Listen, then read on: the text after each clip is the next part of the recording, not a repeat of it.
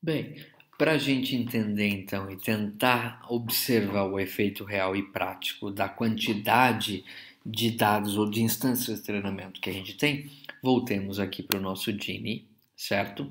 Percebam, eu nem fechei aquele modelo, eu vou usar exatamente a mesma rede Bayesiana que estava aqui, com exatamente as mesmas definições de probabilidade, certo? Lembrando que, vejam só, uma vez que a gente define qual o valor do atributo 1, eu tenho 99% de chance de ter uma classe e 1% de ter a outra, e se eu definisse o nosso atributo 1 como sendo outro valor, mudaria, então é 99 para outro valor e 1% só para o valor 1 da nossa classe, tá? Aqui vale até um comentário também, vocês viram que quando a gente rodou o ECA para classificar esse conjunto de dados, ele estava acertando 100%. Significa que o nosso modelo da árvore de decisão, por exemplo, ou da rede Bayesiana que a gente gerou, acertou 100%, ele acertou mais do que deveria acertar, porque os dados deveriam ser suficientes para que ele montasse a classe com 99% de acerto, certo? Então, o valor da classe, o valor do meu atributo 1, ele define qual é a classe que vai acontecer com 99% de probabilidade para um e 1% para o outro. Significa que na maioria das vezes, quando esse atributo tiver valor estado 1, a classe vai ser zero. Em 99% dos casos, mas vai ter 1% aqui que vai variar, certo?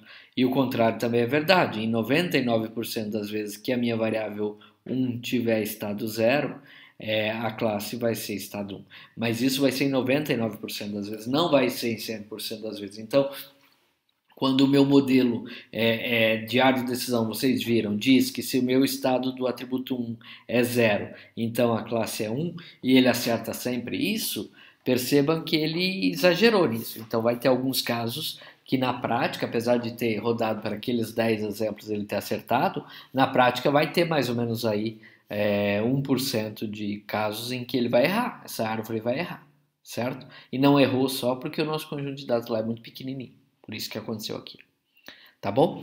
Bom, mas agora, vindo para o nosso problema então desse conjunto de dados muito pequeno, eu vou usar a minha opção de gerar um arquivo de dados aqui, exatamente como estava antes, só que agora percebam, eu vou pôr aqui o nome da minha variável 10.000 lá em cima, 10.000, certo? E aqui eu vou gerar 10.000 casos, 1, 2, 3 também. Vou manter o resto tudo igual. Então vamos gerar 10.000 casos para esse cara que está aí.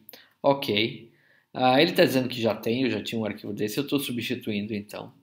Ok, fecho esse cara.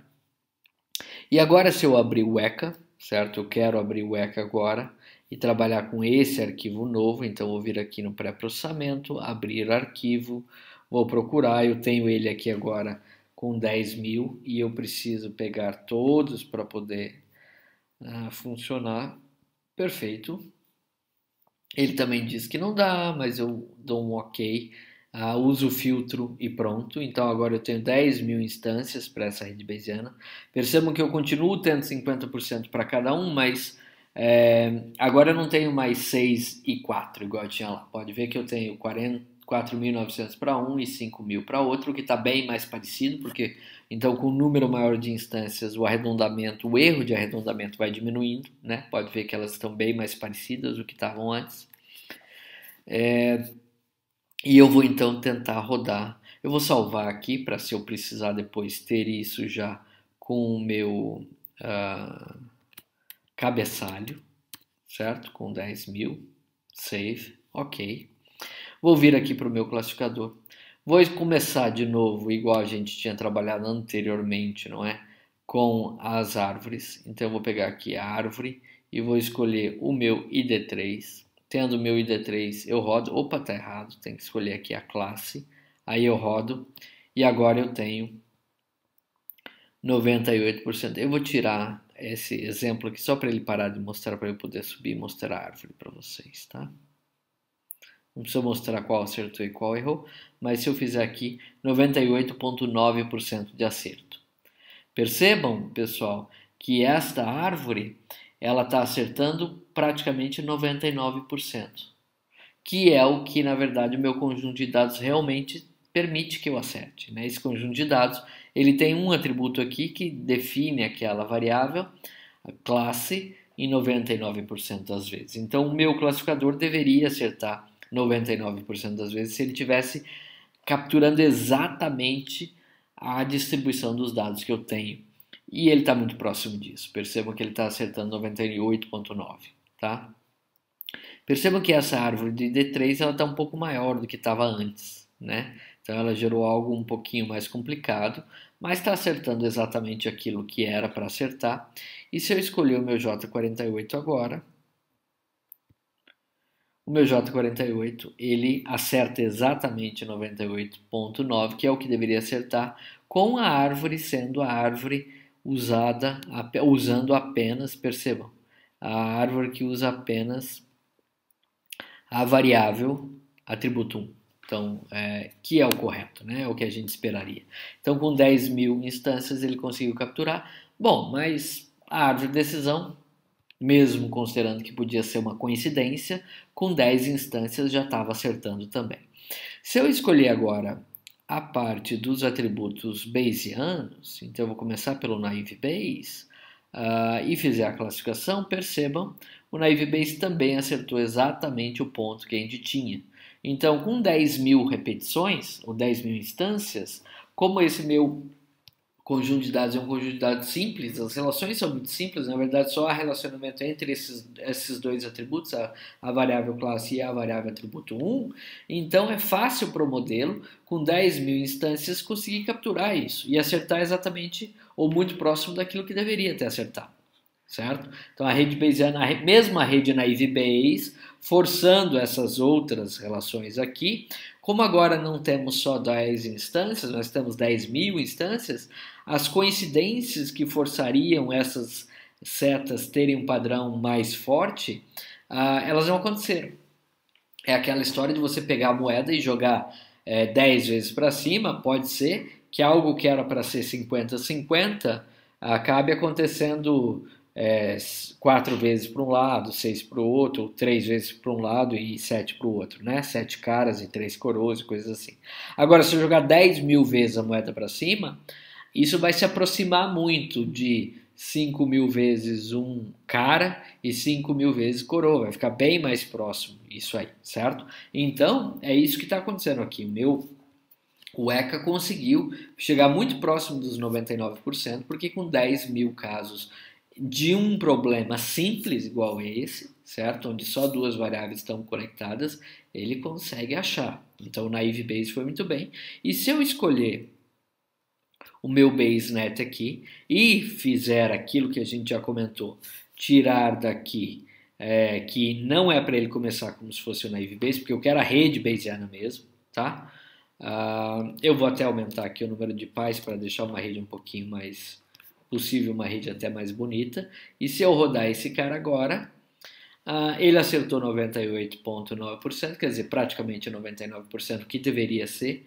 E se eu der uma olhada para como é que é esta rede bayesiana que ele gerou, vejam, senhores, que como é bonito isso, que com a repetição, com o tamanho maior do conjunto de treinamento, ele gerou uma rede bayesiana que é exatamente aquilo que a gente queria. Então, só o atributo 1 tem relação direta com a classe, e os outros 4 atributos não têm.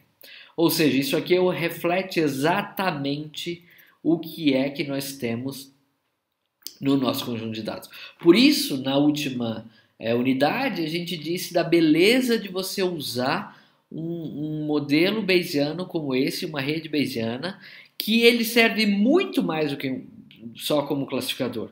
Você olha para a rede bayesiana que você gerou a partir dos dados e você percebe, é assim a distribuição original. Os meus dados originalmente se comportam dessa maneira.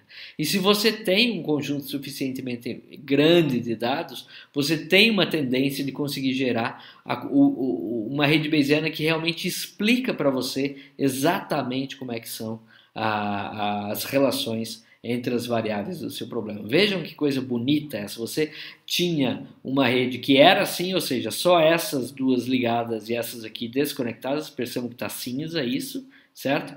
E quando você rodou a rede bayesiana, foi exatamente isso que você obteve. Então, demonstra a robustez do nosso modelo aí. Claro, né? O que eu estou mostrando aqui é um problema super simples, né? E nem sempre o problema vai ser tão simples assim. Vai ter casos em que vai haver uma certa aproximação aí, principalmente quando você fala em problemas mais complicados, ou seja, que originalmente tenha realmente um número muito maior de relacionamentos entre as variáveis, mais que isso, que você tenha variáveis que também não sejam binárias, tenham vários outros valores possíveis, e mais que isso, que você tenha um número suficientemente grande de exemplos para aprender. Então, quanto mais complicado é o seu problema, maior tem que ser o número de exemplos de treinamento que você tem para conseguir fazer com que seu algoritmo realmente recupere tudo que é representado naquele problema. Tá? Mas isso aqui deu ou nos dá realmente a ideia de que da beleza, do quão legal, do quão bacana é você usar esse tipo de coisa. Certo? Bom, agora que a gente já explorou a primeira geração de dados, a gente percebe então o potencial da utilização da ferramenta Gini para fazer testes de algoritmos de aprendizado de máquina. Você pode gerar conjuntos de dados com características específicas e que contêm exatamente aquilo que você quer expressar ou simular no conjunto de dados, e aí você pode rodar os seus algoritmos de classificação e ver qual deles realmente está saindo melhor para aquele tipo de característica na prática.